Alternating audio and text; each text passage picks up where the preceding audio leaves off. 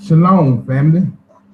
You are now tuned into TMHC TV, where here it's about family, love, knowledge, and most of all, respect. I'm your host, Gadaya Yasharala, and today we got a very powerful show lined up for you guys. It's called From the Streets with Love.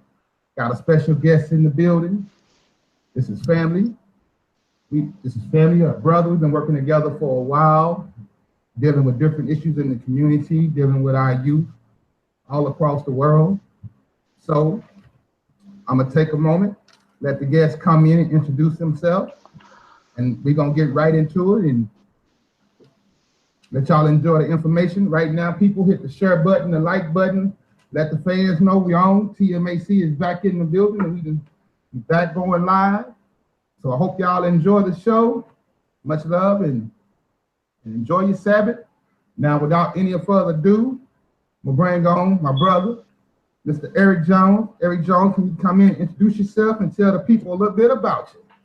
All right. Well, first of all, I want to just give glory to the Most High and really what I'm about to share tonight. And I thank you for this platform, Gedalia. It's not me, man. It's all Him. And so I want to just give Him the honor and the praise and the glory to the Most High. And man, the sun is setting where I am. So I want to also just, man, send a heartfelt blessings and peace to everybody out there. Well, like you said, I'm Eric Jones, and I am the CEO of TGIM Digital Publishing and the creator of Writing for the Soul Workshop.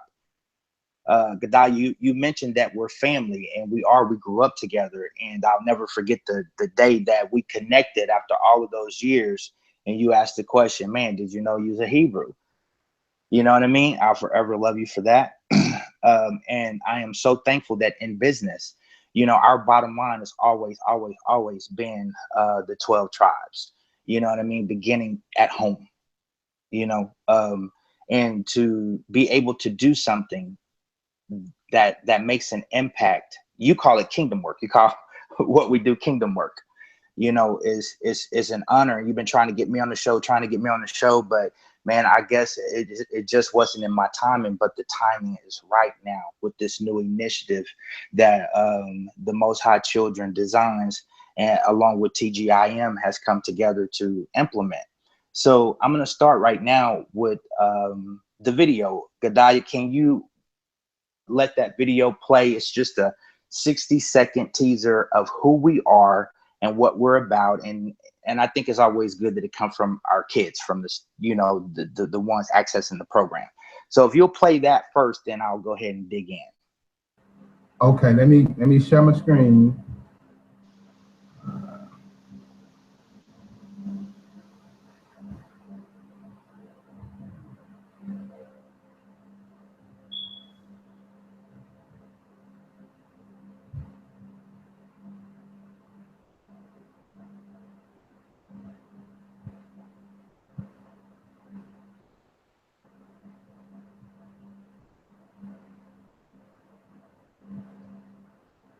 Are you able to make that full screen?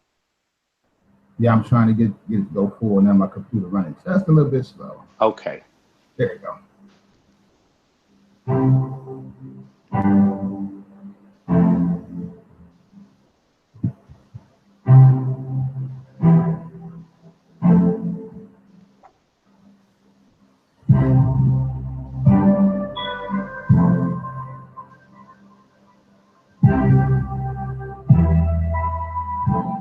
I like Bible for workshop because it gives us all the other students to express themselves from the inside. I think Writing for the Soul workshop is really very good. Your mind makes you feel good. Out feeling it teaches you a lot. You can learn so much and it makes you such a better person than what you think you could. It makes you imagine anything. It keeps you at the forefront.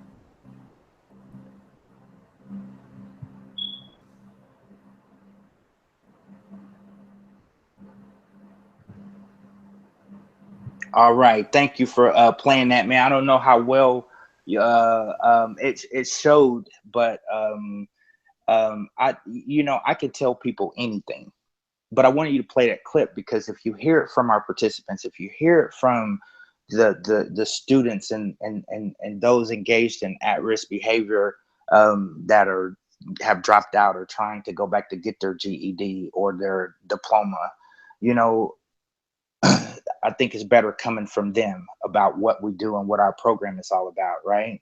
So, Writing for the Soul workshop, man, is where we create safe places for kids to get what's on the inside out. We call that a trauma informed approach.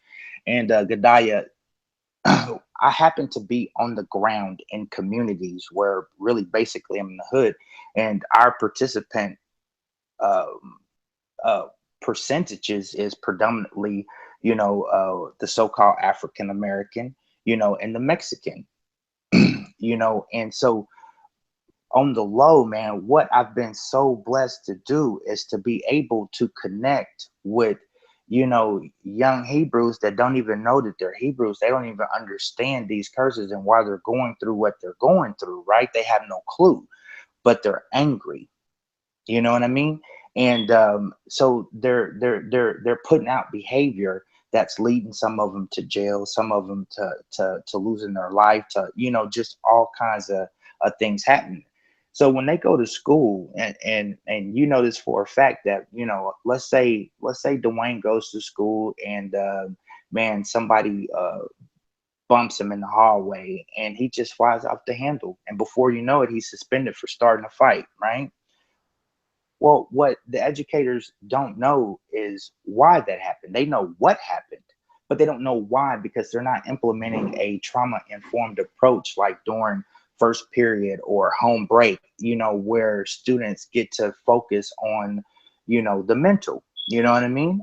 Using a little bit of what we call emotional intelligence to see why that happened. Because if they got to the why, maybe they would have known that Dwayne really is homeless and he's living with grandma and the house is packed. He doesn't have a bed. He's sleeping on the floor. And when he woke up that morning, it was no hot water and no food. So he's itching and he's hungry and he's upset and he's frustrated about what's going on in his life. So bump in the hallway set him off, right? So basically, that is what Writing for the Soul workshop is. And it is a great companion, a great component to any program provider, in just anybody that wants to mentor and get the training to offer this program, you know what I mean, in their community. Now, Gadaya, when we walk into the classroom or the rec yard or wherever or the juvenile detention facility, when we walk in to do a program, you can imagine that, most of these kids don't even like writing. So when you tell them that they're there to do some writing, you can imagine the temperature. You've seen it for yourself. Um, so they're telling you, I'm not writing for you, forget you. And I go in and I begin with these three questions: who like to write? So hardly any hands go up, maybe a couple hands will go up. Then when I say, well, who hands go back up? Then I tell them, I'm about to ask you a question that can change your life forever. Who's willing to write to make some money? And those hands get back up there. You know what I mean? Because they're motivated by money and the lack thereof. And they're willing to write, especially when they know that, we're not using the Common Core. We're not using the Chicago style guide of writing. We just simply want you to get what's on the inside out, and you're welcome to fail. You're welcome to misspell words. You're welcome to, to screw up, just long as you're getting what's on the inside out.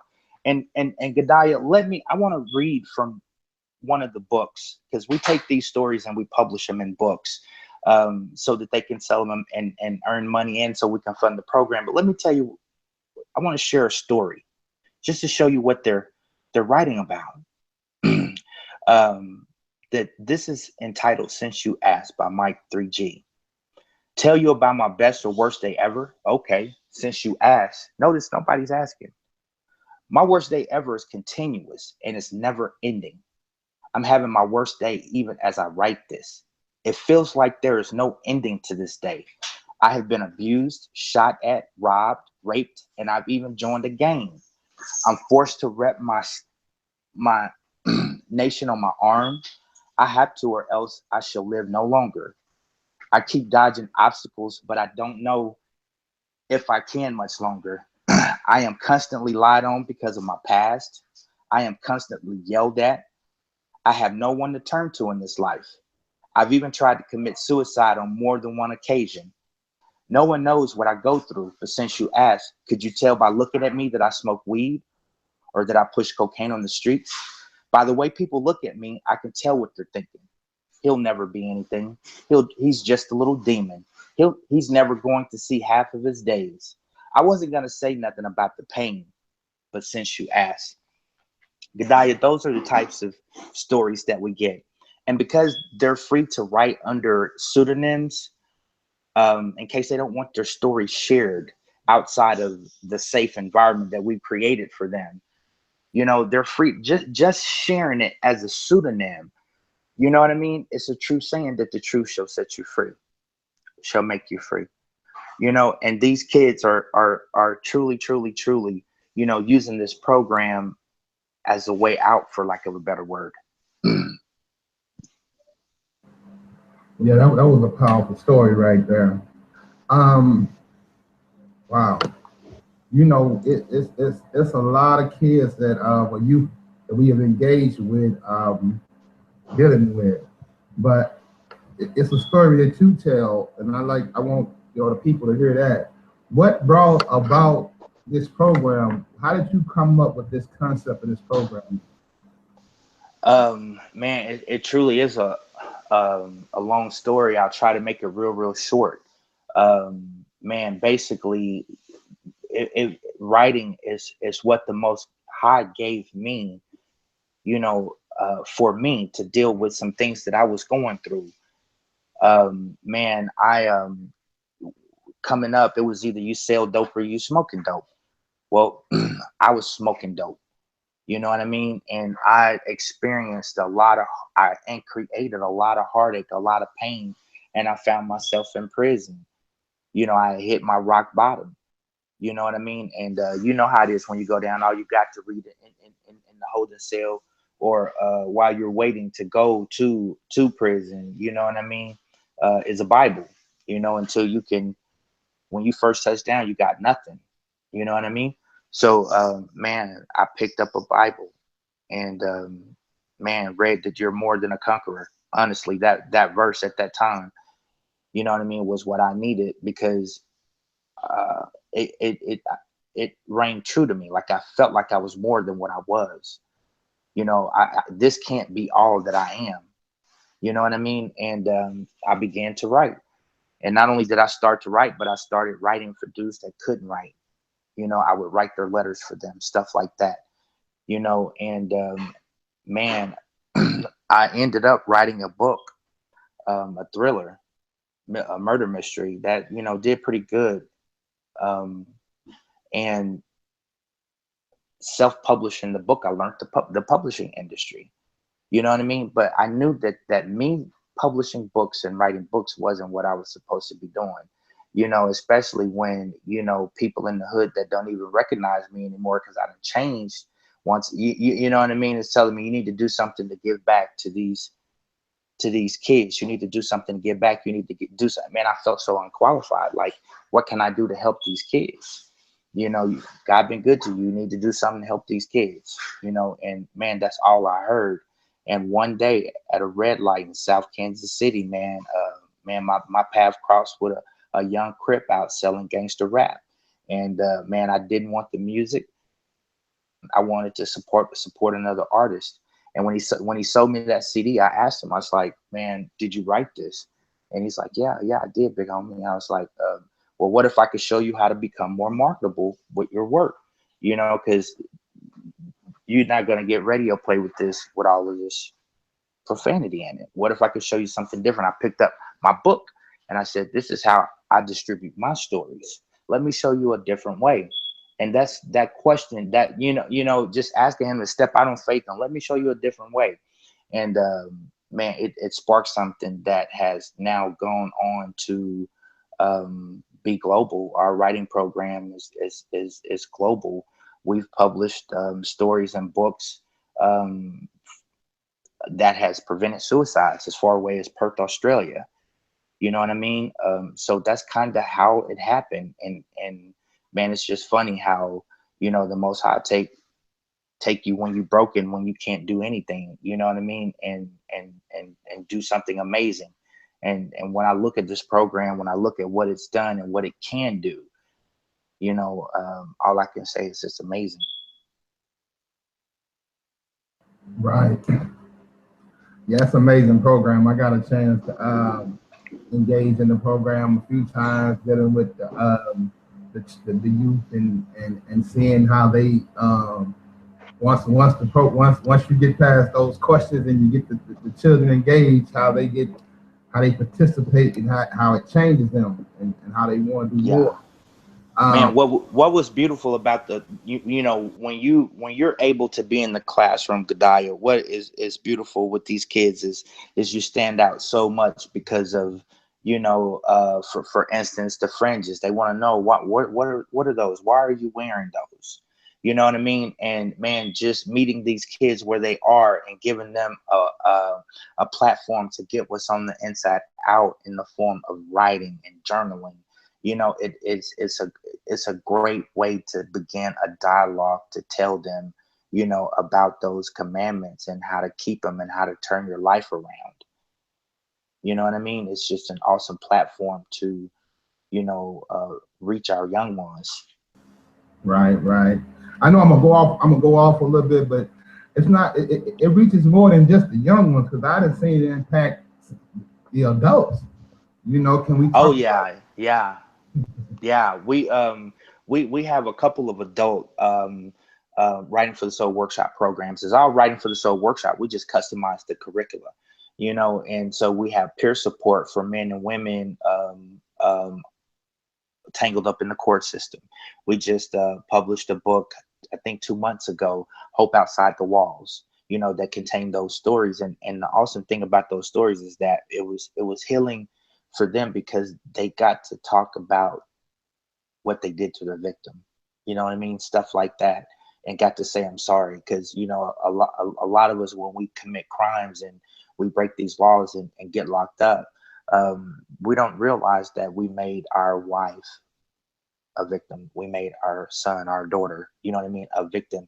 And for them to get to talk to their family members, you know what I mean, and apologize and own up, you know what I mean. It was just really, really healing. And then, believe it or not, man, our oldest participant just turned 105 in March. And she's part of our legacy program, Writing for the Soul Workshop Legacy. And the book that we're working to publish with them is called Timeless Memories. And it's really, really beautiful. It's filled with history because these writers are talking about people that they loved and lost. You know that left an impact in their life. They're keeping memories alive. They're preserving a legacy. And man, when we began to do this, our publisher, Miss Renee Walker, she was the one that wanted to implement it with the seniors because that's what she works with the seniors in our community. And when we did it, I had no clue this book would bring back to life or create memories from so many different eras, from as far back as the early 1900s, way up through the 70s, and discuss things that were going on in their life, during certain parts of history. So this writing program can be customized for all ages. We even offer it in the homeless shelters, and man, some of them can't even write, so they just tell us, they just talk and get it out. Sometimes through tears, just get out what they're going through. Um, I never knew in a million years that when I was in the process of putting this program together, that it would be that, or that it was so therapeutic. It just really didn't dawn on me how therapeutic that it's that kids stop cutting, that kids decide not that they're gonna live, that they're not gonna take their life.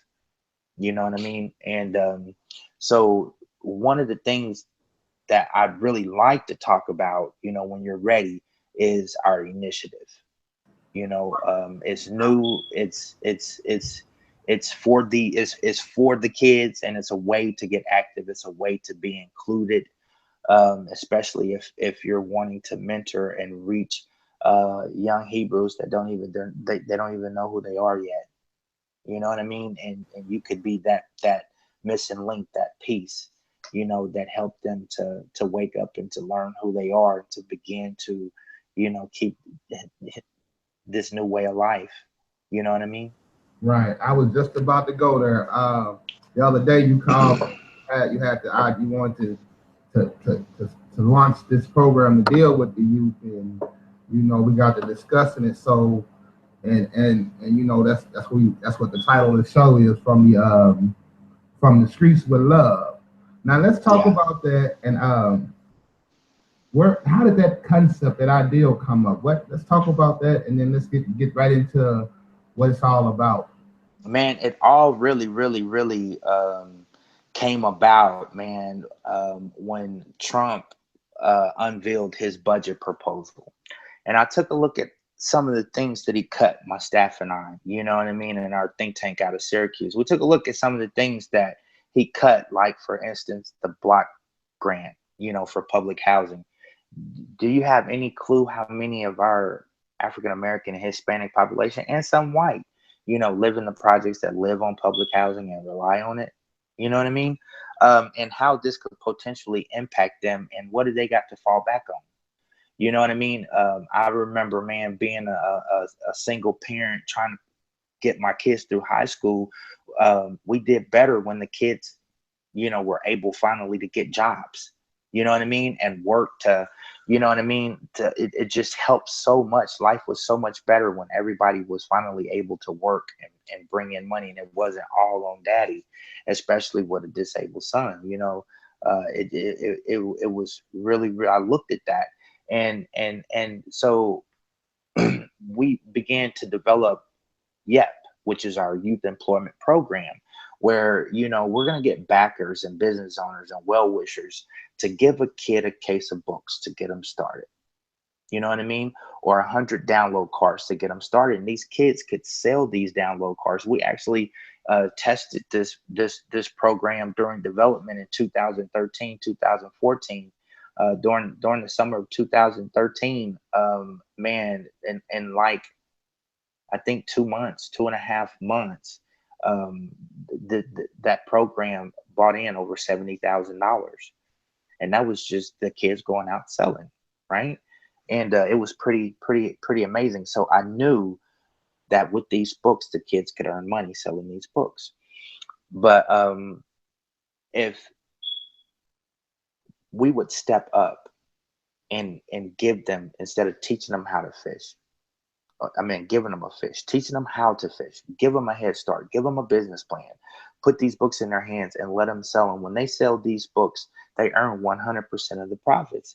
They're able to take all of their profits and do what they want to do with it, right? And a lot of our kids, they take their money and they put it right back in the house. They stimulate the local economy. Did you just say they're able to keep 100% of the profit? Yeah, they're able to keep 100% of the profit. So, like with the From the Streets from the Love initiative, man, it allow anybody wanting to become one of our street legends and leave a legacy behind to sponsor a kid or give a team, a head start with 100 download cards.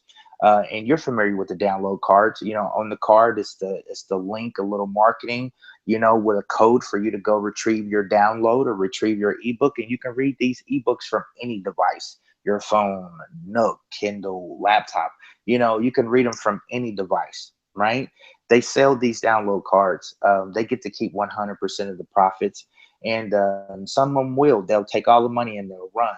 but they'll put it right back in the house. They'll help out with food. They'll get them some clothes, stuff like that. You know what I mean? And they're done. But some will take their money and buy more download cards or buy more books. And now you've just created an entrepreneur. And this kid gets to save for college, save for a car. You know what I mean? Help out. Yeah, it's hope. You know what I mean? And that's what this initiative is. And to get started, man, all you have to do is just go to the website. Go to the website, take a look at it, and if you want to leave a legacy behind, you can with this initiative, and you get all kinds of stuff. But it's Sabbath. I'm not really trying to sell nothing tonight. You know what I mean?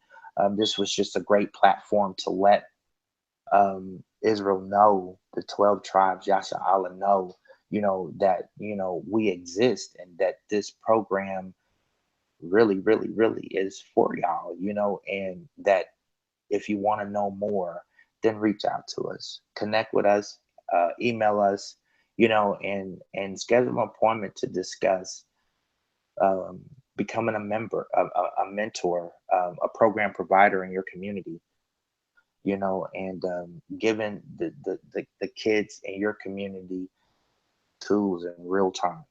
You know what I mean? Real tools in real time.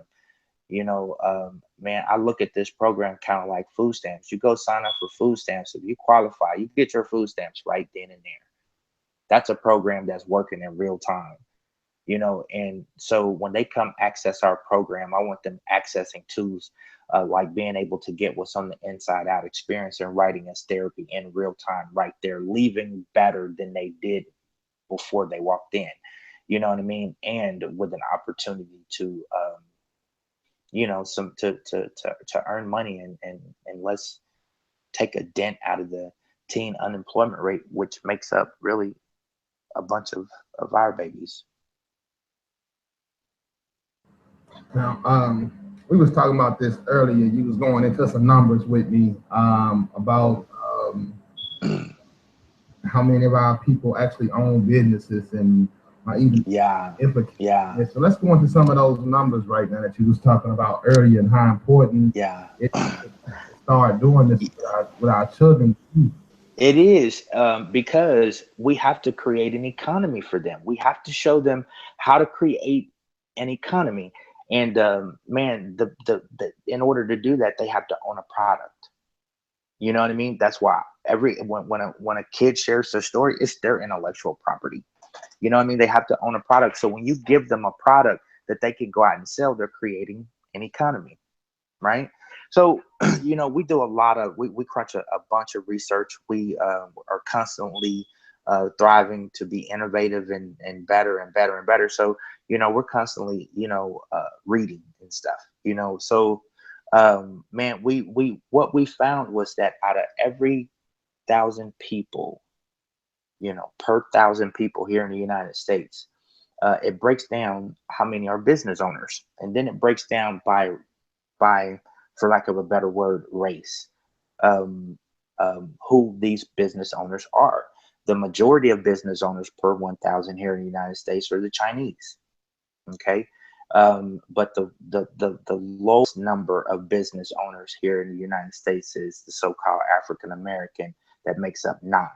Only 9 out of every 1,000 people here in the United States are business owners. This from the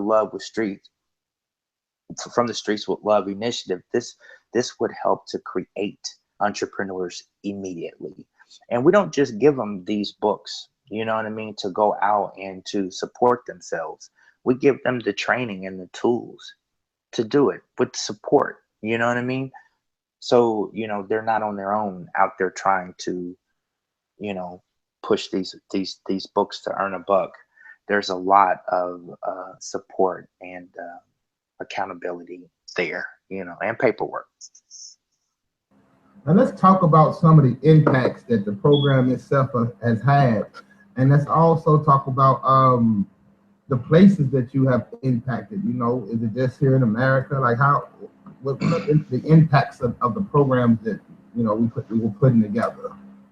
Okay, some of our I want to mention that our biggest impact is preventing teen suicides. Saving lives. I think that's you can't put a that's just an amazing wow factor to be able to when you get a letter from a mom that said, hey, my daughter was thinking about killing herself. She was planning her suicide, and then she found your program.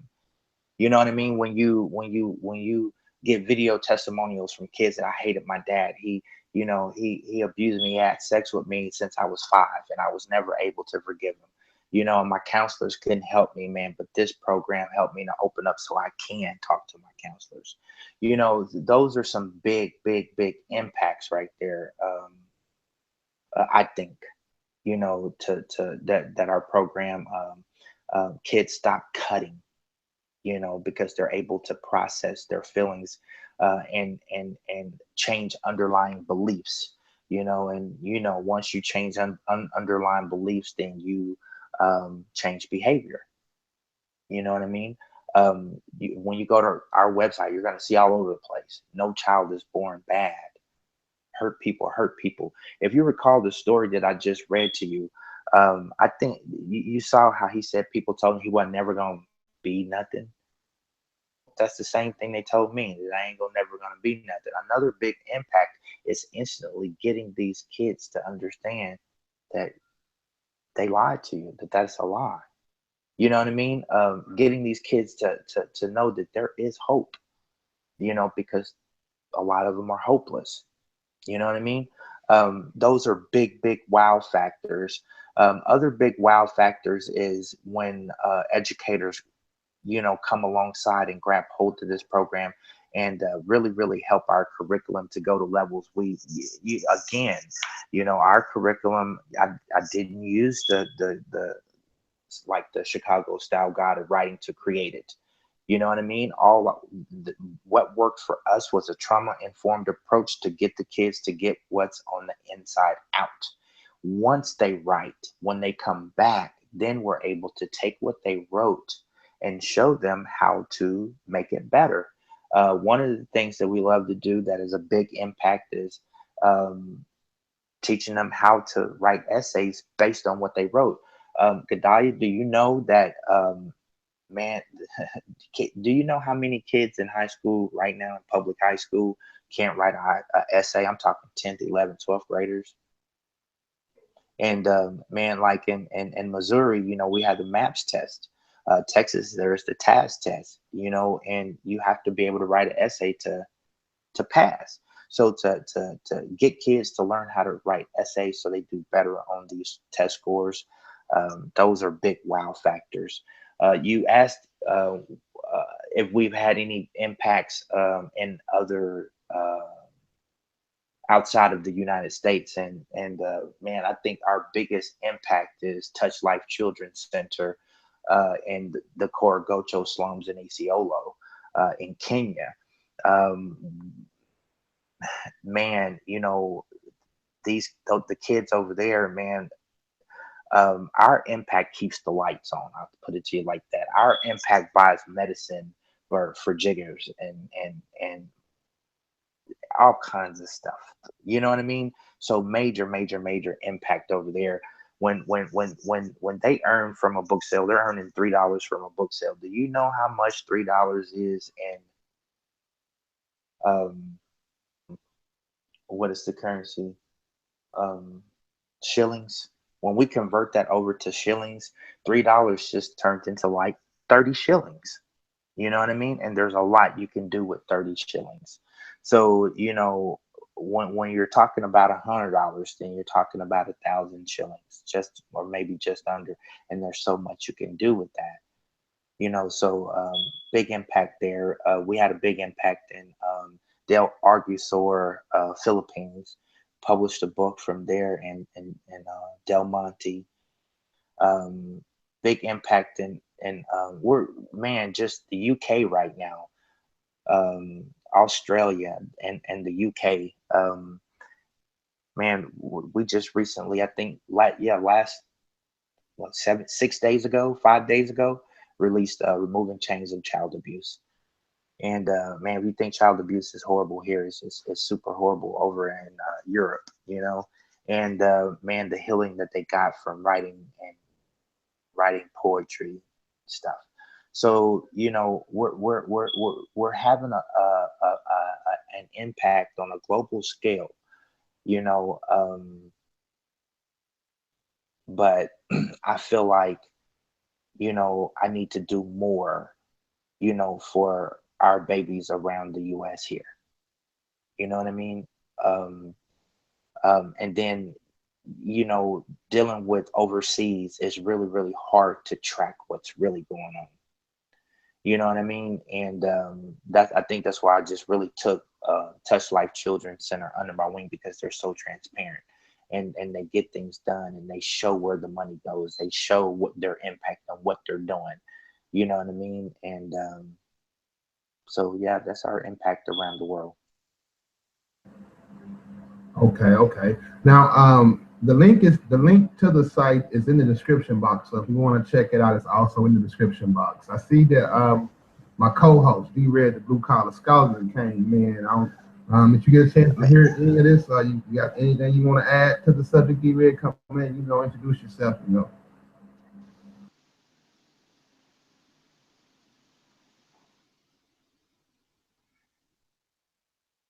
can you hear me, D Red?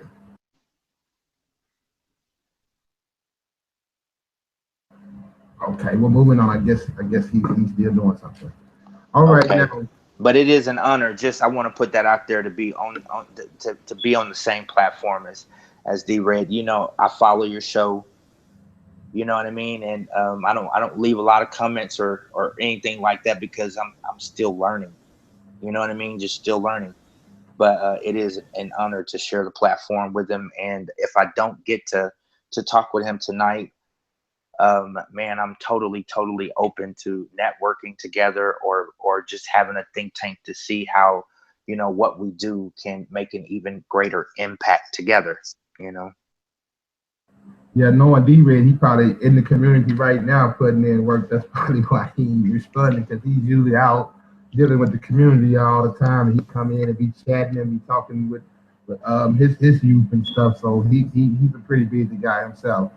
Okay. Um, now, I think people really, you know, you read one story, but do you have any more stories that we can probably hear from the youth side of things, so people can really understand what our youth, our children are really going through? And Gadaya, we got stories for days, Gadaya. We got stories that never really even get published. You know what I mean? We got stories for days. So I'm just gonna thumb through and just pick one here. I'm gonna stop on this one. This one is called "Not This One" by Albert Fields. The best day ever of my life was when I was first born. About a year or so before I was conceived, my mother was diagnosed with AIDS. Back then, doctors knew very little about this deadly virus. Soon after my mother was diagnosed with this deadly disease, she gave birth to a little boy. She named him Demario. Demario died shortly after his birth. Cause of death was full-blown AIDS. A few months after grieving for little Mario, my mother once again became pregnant. 9 months later, she gave birth to me, Albert Lorenzo Fields Jr. Like I said, the doctors knew very little of the virus, so they kept me for about a month and experimented on me, trying new things, running new tests, and just doing everything they could do to ensure that I didn't inherit the virus. And there it is. God said, not this one. I'm alive and well today, HIV negative. Now, um, that's an amazing story. But do you see the first story? This young brother, the pain. And do you notice that in this story, he talked about something that was amazing for him, a testimony for him. You know what I mean? So that's important getting out too. You know what I mean? It won't all come out bad. And when we ask them to write, unless you know we're collecting stories for a specific project like the Bully Diaries, for instance, or Stories of Hope, for instance, you know, we just let them write whatever they want to write about. And I would say, guess how much, guess what they write about when we let them write about anything. But you already know. They write about the pain. They write about what they don't get to talk about. They write about what nobody asked. You know what I mean? Um, and man, some of it is we have to make phone calls after listening to it, after finding out. We can't let a child go that we know is being sexually abused at home. You know what I mean? We can't let a child go without calling somebody that we know. You know what I mean? Um, it's a danger for them. And so that's another reason why I feel like every school, I don't care if you are NPO on the police force in the neighborhood. I don't. It doesn't matter if you're working with kids. You're a child defense attorney or whatever. If you're dealing with kids, I think that everybody needs to know a little bit more about emotional intelligence and how to come at our kids using a trauma-informed approach. You know what I mean? To figure out what's going on. I wish I'd have thought about that too. I'd have had that clip ready to go with the impact dealing with Fort Worth. Can you give us some insight? Remember we had that when we were dealing with the Fort Worth, all the stuff that was going on in Fort Worth a little while back. Can we address that a little bit? Yeah, we can. We'll come in and offer the program to young people when there has something really traumatic has happened in society. You know what I mean? And in Fort Worth, something traumatic happened that I mean really had the whole city tense. And this lady, her son got choked out by a white man, made the world news. You know what I mean? And man, when things like that happen, it don't just impact the family. If they're watching this on the world news, then you can imagine the impact that it's having all in the schools. When black and brown kids see a police, what they think. You know what I mean? And so, man, people are coming out of the woodwork to implement community policing programs, during this time and stuff like that. But they were leaving a very important component out, and that was the children, that was the kids. So we went into the schools and implemented the Walk a Mile in My Shoes project, where kids got to talk about how they felt about the police, and police got to talk about, you know what I mean, how they felt and engage with one another. Gedalia, the first day we did this, and we videotaped this, and we brought these kids together with the Fort Worth gang unit. Man, the first question was asked by a young African male. I won't say his name, but he asked one of the detectives. He asked the detective, "Why do y'all kill us?" I mean, Gedalia, you could have heard a pin drop. You know what I mean? It was such a why do y'all kill us? And this detective hadn't ever killed anybody in his life. You know what I mean? And his response and how he came back with the answer to the question, as a parent, as a brother, as an uncle, you know what I mean? As just a man, it was amazing. And it broke down that wall. And these kids were able to, you know what I mean? Really establish good dialogue, and these police officers were able to go from being police officers when they first came in the room and enemies to mentors. Wow. So it was able to bring together a divide and start to bring a little healing process to the community. Yes. Yes. Yes, it's all on the you can watch the Walk a Mile in My Shoes video that we captured that day on our YouTube. All right, tell the people how they can get to your YouTube page and all that, so they can go check out some of these videos. It's a great work there. Man, just when you go to tgimonline.us, tgimonline.us, That is our company website, and man, all of the videos in there are YouTube videos. So you can go from there, and it'll take you right to our YouTube page. But our YouTube page is Writing for the Soul Workshop. Is our YouTube page. Um, and man, the beautiful thing about these books is, there's so much trash and filth on TV, even on the book stands. And if you want your children, if you want some positive, encouraging literature in the house, you know what I mean, that's gonna both uplift and encourage your children and yourself. You know what I mean? Then man, next week, just remember TGIM online. Go have a look, see what's there. Now TGIM, that's very catchy. What is that? What is that? TGIM it stands for the God in me. Um, that's the name of my company, the God in Me Digital Publishing. Because anybody know, Eric Jones, know that it's not me, and there's no way I could have created, you know what I mean, a writing program like this, and everything that it didn't give birth to. Man, last week I was studying in Exodus, and I was reading, where the Most High, he endowed the I won't, man, I'll just screw his name up, you know what I mean? So I won't say it, but he endowed him with the gift to shape and form and create something beautiful from metal, from gold, from silver. And he was charged with the job of, you know what I mean, the people bought the gold, and he would make, you know what I mean? And and so I know that um the Most High gives to us. You know what I mean? And I'm a firm believer that, we are what we do. You know what I mean? And Writing for the Soul Workshop is what I do. And so I named the company The God in Me, because there's no way I did this. All praises, all praises.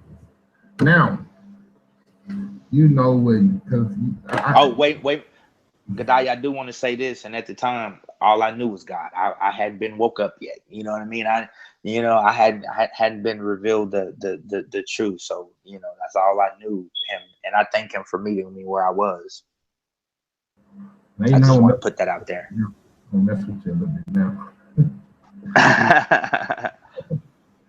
No, basically though, let's talk about that. The impact of the waking up process. Mm-hmm. Can we go into that a little bit? Because man, Gadaya, do you have any, man? If I told you how many young Israelites, work that I've revealed to them who they are, you know what I mean? You wouldn't believe it. This program gives me the platform to do that constantly, and you know what I mean, and to tell them that they're Hebrews. Because they ask me, man, when you come to the hood, like this initiative, this street initiative, one of the reasons why I'm really, really wanting to reach out to the streets for help with this, or if made it out of the streets and you want to give back, is because, man, I'm hit with this question right here. Either Mr. Jones, why you do this for us? Or nigga, why you do this for us? Do you know what I'm able to do? I'm able to witness to them about why I do this for them. And it leads to more questions and more questions. And now, man, I got them where they're willing to pick up a Bible and go back and read in this Old Testament. You know what I mean? And so, like, I think that's the impact that you're looking for. Is how is this program helping to wake up our young people? That's exactly it. Because this younger generation, Gadaya, please forgive me for saying it, man. They don't care nothing about Malcolm X. They don't care nothing about Dr. King. They really don't care nothing about their granddaddy. Really, you know what I mean? And I'm not talking about all of our students. I'm talking about the majority that I impact.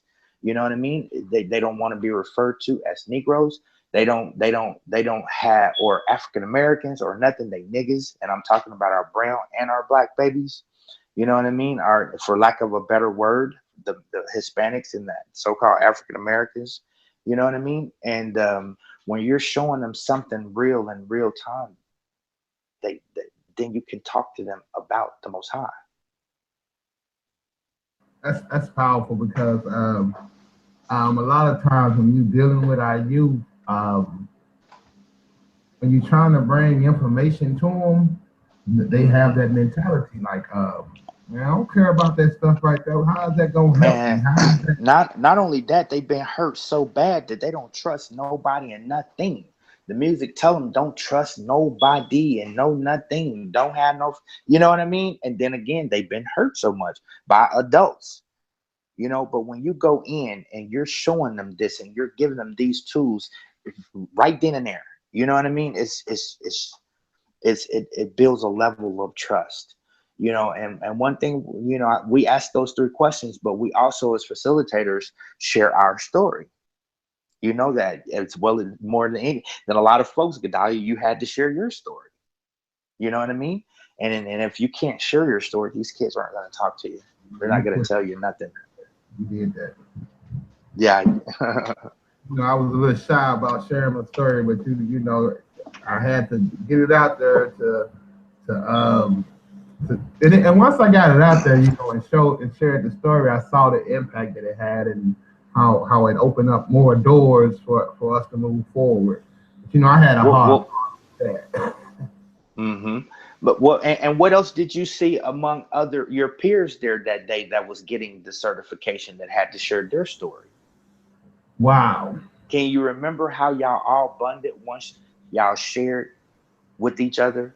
You know what I mean? And again, I never asked you guys to what to write about. Never once told you what to write about, but one by one, you all talked about stuff that you never get to talk about. And that was powerful. I always try to leave myself out of it, but when we did the certification and we was dealing with all that, I saw that's what really I already knew. That's why I call it a king. It's kingdom work. That's why I call it. Mm-hmm. I already knew how powerful the program and stuff was when we first started engaging and talking about it. But when I saw it in action for the first time, yeah, man, it was wild and crazy because I saw grown folks crying. I saw people basically setting themselves free and giving information that you wouldn't normally know, which gives you an in-depth understanding of why they are the way they are and they do things the way they do it. It gave you an insight on yeah, on them and what yeah, they're really dealing with. And so when you start to deal with the youth, it's just that much powerful. Like you say, a lot of things or a lot of subjects, the youth are not asked these questions or they feel like don't nobody care. yeah, yeah, These programs come into play that actually see that, hey, somebody love me. You know what I'm saying? yeah, And yeah, then they see how beautiful they are and they can be better and it takes them on. I also like the fact that it sets up a portfolio for them or it gives them what we call something they can put on a resume.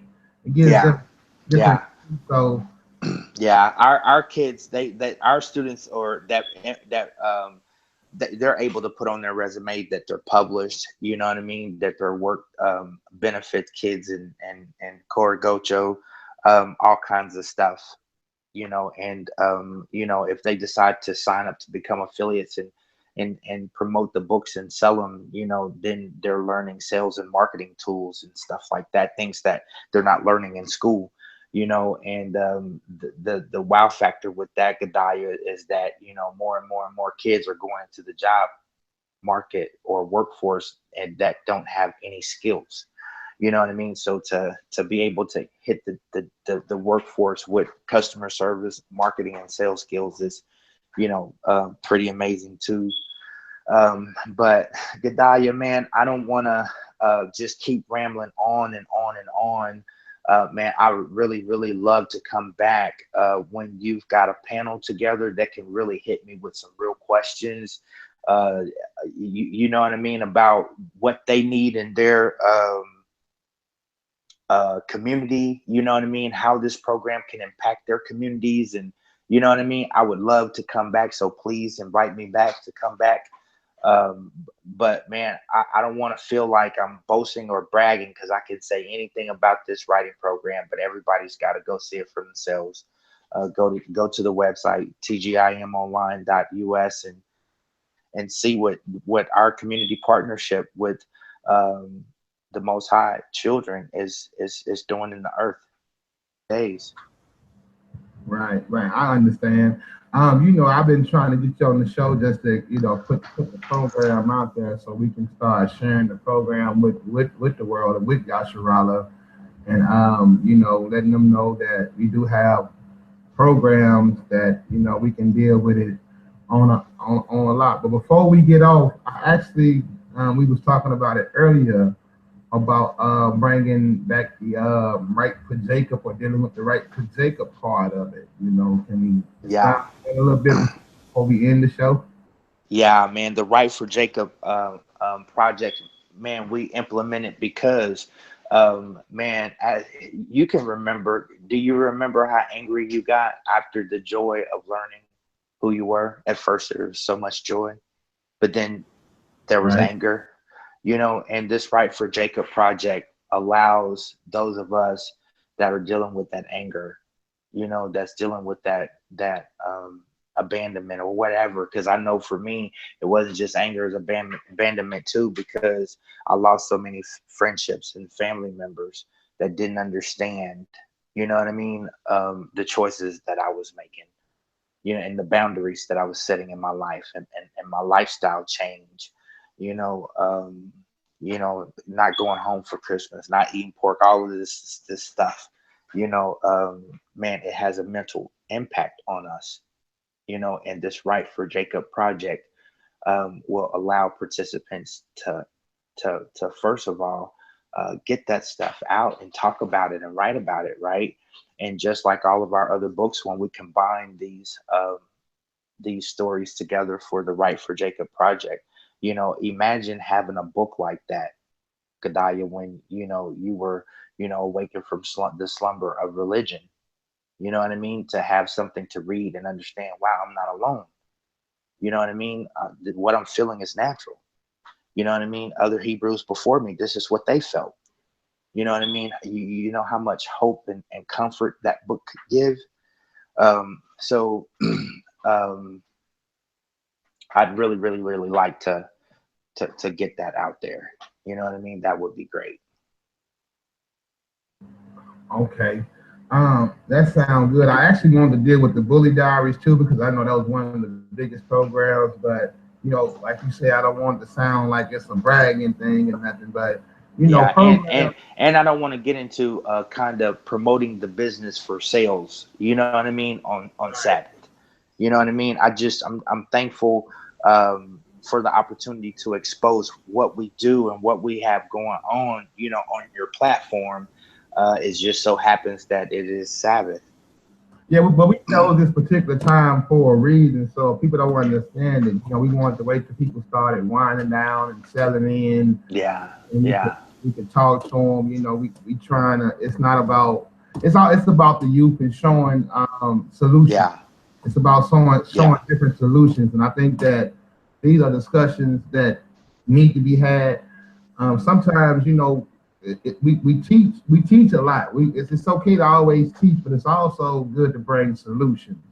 And these are just yeah, solutions that the yeah, community need. You know, um, yeah, these programs like the ones that we're talking about now, especially this particular program, it gives the children, yeah, it gives the youth another form of financially taking care of themselves without having to go yeah, to the streets and sell drugs or things like yeah, that. So, you know, we need to know about these different things. So we, as a nation, or what I call when we nation building, we need to know yeah, about these different things so that we can start to implicate these different things in different communities. Just yeah. basically in your program, for the most part, it does more giving than it does receiving. So Oh, most definitely. It's a key source funding program. You know, so whether our program is being offered at the Boys and Girls Club, like the Cavill Center in Fort Worth, of Cavill unit in Fort Worth, or whether Ark of Hope in Florida, it's just reaching out to a participant one-on-one using our program. It doesn't matter. The impact is the same. You know what I mean? The results is the same. You know, and so, you know, there's a lot of our brothers and sisters that are out there, you know, helping our kids, whether they're in the school, an after school program, a social worker, or whatever. You know, they need to know that there's a tool out there that they can add to their tool belt, and it's called Writing for the Soul Workshop. You know what I mean? All right. So what we're gonna do is, I was trying to get D-Red. He keeps bouncing in and out for some reason. I don't know what it is. Yeah. But I was trying to get him to come because he have good programs too, within his community. So I was trying to get y'all to. Yeah, I'm really intrigued about his garden project. Yeah, so I was trying to. He keep dipping in and out. He's probably, you know, just dealing with, like I say to you, he's a busy. You know, he be busy all the time. So, you know, I have to. I'm gonna apologize. I was hoping to get him to engage right now, but you know, No apologies needed, man. Everything happened for a reason. right. But the thing is, we got a chance to put the program out there, and it's all praises to the Most High. This is All praise to the Most High. coming together and putting plans together, to change. Yeah. Change. Yeah. Things. So we really got to understand that, you know, people, you know, they would expect for a lesson to be coming tonight, you know, but that's not what it's about. This is a solution. This is a solution to problems within the community. Yeah, it's definitely a solution to the juvenile crime rate, poverty, and education. Definitely. You know, not all education is broke down. It's not. You know what I mean? But certain circumstances put certain people in at risk. You know what I mean? Situations. You know what I mean? And they just don't have the opportunities like everybody else. And this program meets them where they at and help them to get there. So I keep saying one more thing. I got one more thing because I want people to understand. Because, you know, we're trying to do this real quick, you know, I know, but explain some of the safety nets that we got in place for the children, you know, like for the youth. Well, I'll start with the screening for instance. You know, anybody just can't come in and be a facilitator, a mentor, or a program provider. You know, it starts with screening. There's an application, there's a background check, there's references that we check. You know what I mean? So I'll start with the screening process, you know, and then there's the training, the actual certification. So that I mean, one of the hardest things that I've ever done in my life was replicate this program. When we first published our first artifact, what book artifact, because people told me that what I was doing couldn't be done. Man, all of a sudden we had demands for the program in Cambodia, Miami, Alaska. You know what I mean? And I couldn't be all of these places. And I went from a mountaintop experience to just, man, Lord, you might as well just kill me now. You know what I mean? I can't do it. And so, man, that's when I began to work with psychologists, sociologists, social workers, drug counselors, clergymen, you know what I mean? Just all kinds of people, business owners, entrepreneurs, multimillionaires, you know, that saw what I was doing. I was like, Eric, I want to help you. You know what I mean? And contributed to make the program what it is today. So bringing in people that, you know, now, if you got a criminal history, you know, that don't just necessarily keep you from being a mentor, you know what I mean? But we do have a screening process to keep the kids safe, right? And then the reporting, the mentors and the facilitators and directors have to send in reports so that we can take a look at the health of the program. And then the program, we created the program using the 6 elements of effective mentoring. the best practices of mentoring, the HIPAA. We brought in HIPAA so that we do reporting and stuff. You know what I mean? So we put a lot of safety nets in place, even in the classrooms or playgrounds, wherever we're having this program, even if there's not a licensed counselor there. You know what I mean? Because you can't take a person somewhere where, you know, it's hard for them to get back from. We don't want a student or a young person or even an adult to come into our program and leave worse than what the way they came in and go hang themselves or, you know, go cut or go start a fight or something because they're unbalanced emotionally. You know what I mean? So, you know, we get counselors on the phone by hotline, or we've got community partners that are willing to FaceTime into the environment or wherever we are, you know, to deal with the participant and make sure that they leave in a good place. So just through trial and error and stepping out there on faith and offering this program, you know what I mean, we finally perfected it where, well, I won't say perfected it, but we finally got all of the safety mechanisms in place to keep our participants safe. All right, all right. And we also, when the program is implicated, we make sure the kids do not leave hungry, you know. Oh, yeah, yeah. Like we've got a writing program coming up next week in the poorest county in the state of Arkansas. And you better believe that, you know, we will be feeding those kids before they leave. Surveys in our program told us that most of our participants were only eating twice a day, and that was at school.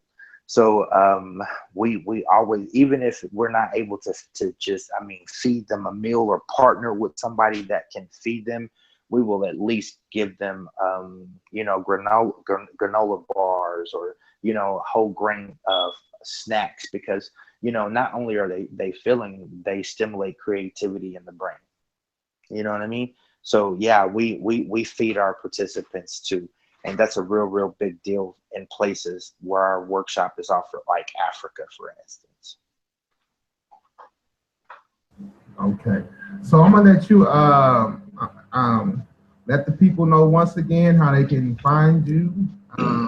All right. Well, Gedaya, you're going to put the link below.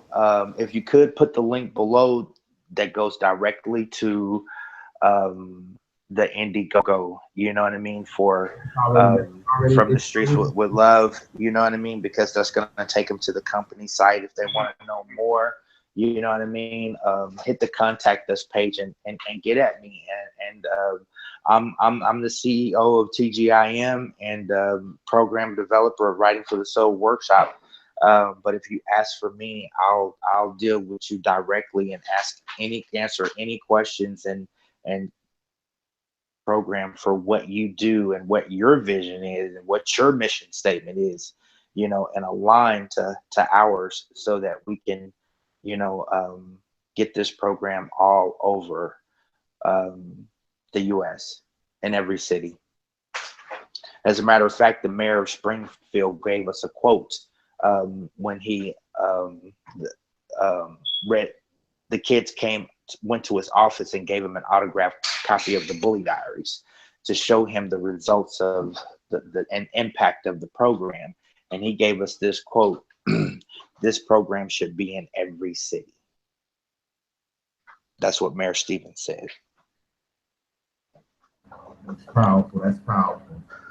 I think we didn't did this pretty much where we need to be. I would love to have you back on the show so that we can get some questions, and like you say, that you get drilled by some of the next time we have you on, we'll open it up and put the link in the chat and let people and just ask especially people that I can build with. You know what I mean? Right. That could really use the program. You know what I mean? That would be willing to give it a try. You know what I mean? And expose it to students and young people or elders, you know, in their community. Right. Maybe next time we do it, it won't be, on the Sabbath because me and you both we on that Sabbath law, so we're not trying to really do that. We just wanted to get the program out to the people. Yeah, I can't. I don't care about no money right now, Right. bro. I'm just real thankful for the platform to expose it, to let our people know that it's there. This is who we are, and if you'd like to know more, or if you would like to network, or if you need case studies, if you need testimonials, or a registration packet, you know what I mean, to connect with us. Right. The next time we come on, we're gonna talk about like how you deal with people that's in prison, that's coming out of prison, and dealing with all that. So we'll go a little bit deeper the next show. We just got me and you. We'll chop it up and come up with another good time to come on. I think overall, I think it was a great show. I really do thank you Good. for coming on, and putting it out there. We'll get some feedback. I'll let you know what the feedback is, but I guess at this point, we can go on and get ready to end the show. And I want to wish you a peaceful Sabbath. Um, and we'll see you next time. And to the people, All right. share this, hit the like button, put this out. Like, once again, these are solutions for the community. And with that being said, we're going to say peace out and love y'all, and y'all have a peaceful Sabbath.